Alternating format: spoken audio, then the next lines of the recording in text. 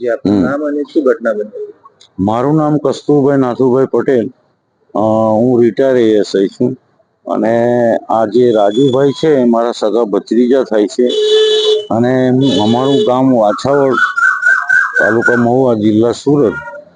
એ ગઈ તારીખ 17 હતી ને, આજે 17 થઈ. 16 ના રોજ એ પોતાની નોકરી પૂરી કરીને આજ રોજ 8 વાગે અહીં વેસુ પોલીસ સ્ટેશનમાં ફરજ બજાવતા હતા પોલીસ કોન્સ્ટેબલ તરીકે, અને નોકરી પૂરી થતા એ પોતાના ગામ આવતા હતા.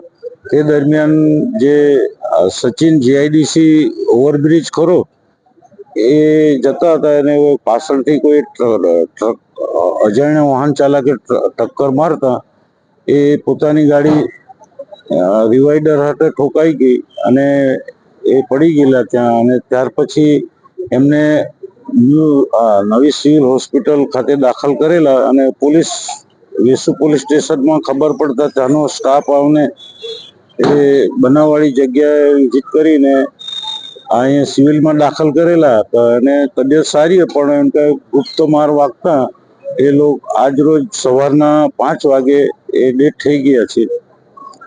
ઉંમર હતી એમની 53 વર્ષ હતી. એમને સંતાનમાં 2 છોકરા છે અને 1 છોકરી છે. છોકરાઓ એક પોતાનું છે રાજુભાઈ.